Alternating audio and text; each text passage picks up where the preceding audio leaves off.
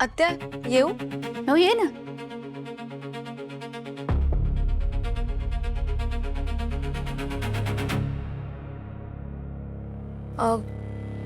मी असं आलेलं चालेल ना? बेडवरती बसलेलं चालेल ना तुम्हाला?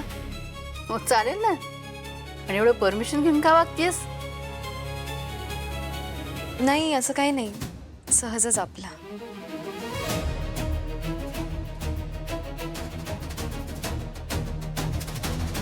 काही काम आहे का तुझं? नाही नाही, काही काम असं नाही. मी एकटीच बोर होत होते, म्हटलं तुमच्या बरोबर येऊन गप्पा मारे म्हणून.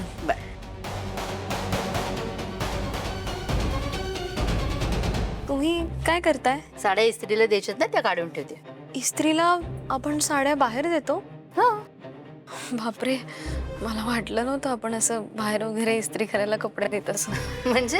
म्हणजे हो, आमच्या घरी आम्ही घरातच इस्त्री करतो. हो का? हो ना. आणि मी खूप छान इस्त्री करते. मला इस्त्री करायला खूप आवडतं. मी आधी सांगितलं असतं तर मीच तुमच्या साड्या इस्त्री करून दिल्या असत्या. तेवढाच वेळ जातो नाही का?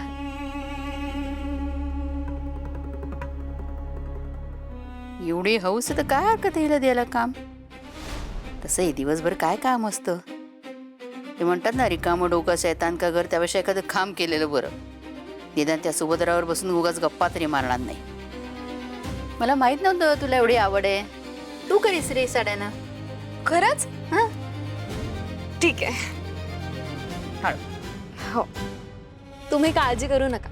खूप छान इस्त्री करून देईन. एक घडी सुद्धा पडणार नाही बघा. कर, कारण माझ्या खूप आवडत्या साड्या आहेत त्या. हो.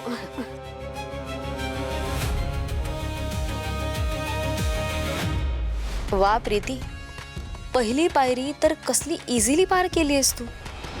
आता दुसरी पायरी महत्वाची, जिथे तो बावळट स्वराज इन होईल. आत्ता बघू स्वराज गायकवाड, तू माझ्यासाठी काय करतोयस ते आणि कुठल्या लेवलला जातोयस.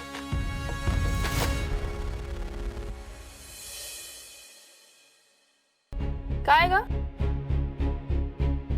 मस्त आहे ग, पुस्तकं समोर ठेवायची आणि फोनवर टाइमपास करायचा.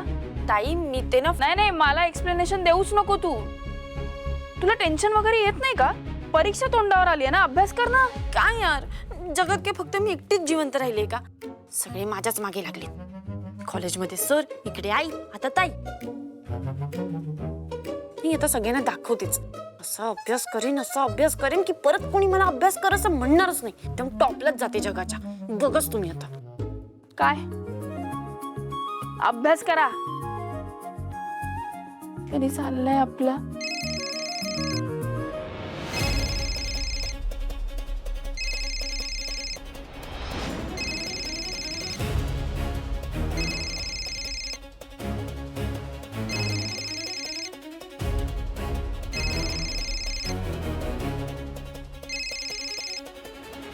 हॅलो. हा दादा, नाही नाही, मला तुम्हाला पैसे द्यायचे आहेत. फक्त थोडा वेळ हवाय मला.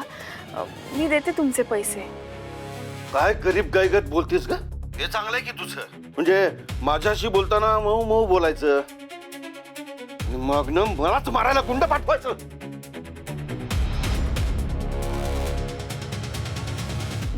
मी दादा, अहो मी कोणाला पाठवलं?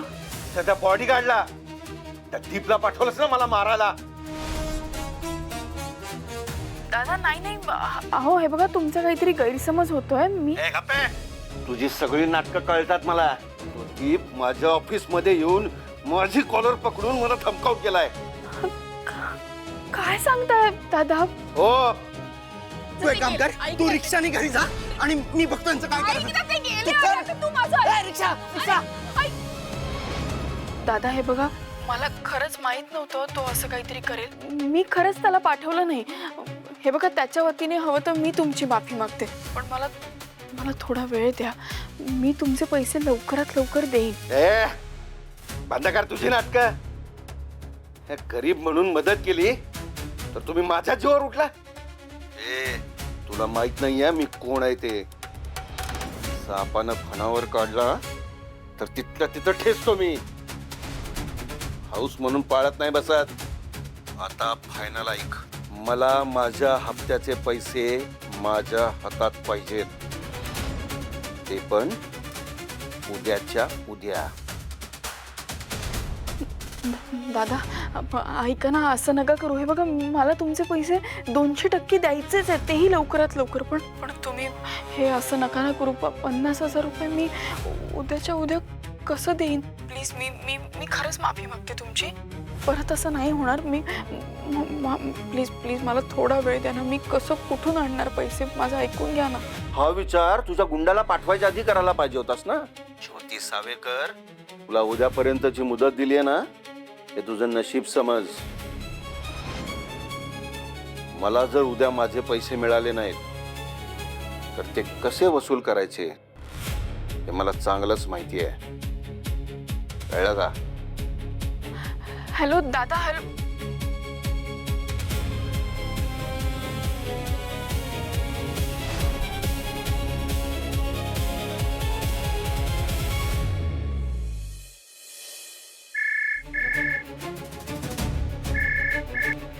हा मीटर, टेन्शन नाही आता. त्या पोरांना मी तुला लाज नाही येणार आहे कसलीच?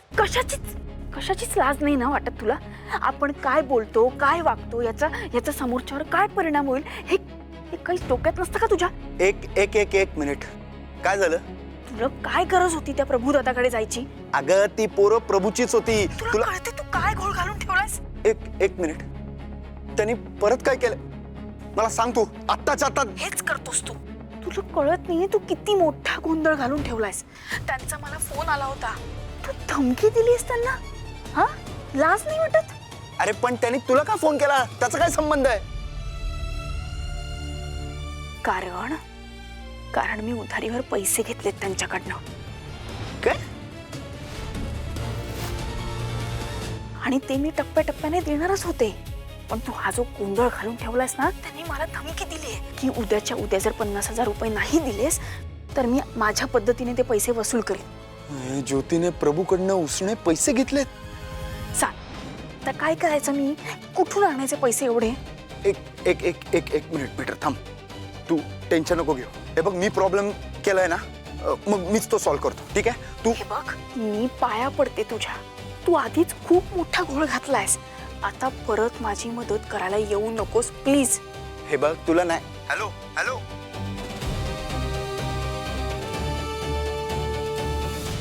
यार, हा प्रभू किती नालायक माणूस आहे ना, हे मलाच माहिती आहे. पैशासाठी तो कुठल्याही थराला जाऊ शकतो. उद्यापर्यंत तो ज्योतीच्या नाकीनं वाणेल आणि ज्योती एका रात्रीत 50,000 रुपये कसे उभे करेल? नाही, ज्योती कितीही म्हणत असली तरी मला शांत बसून चालणार नाही. मलाच काहीतरी हातपाय मारावा लागेल.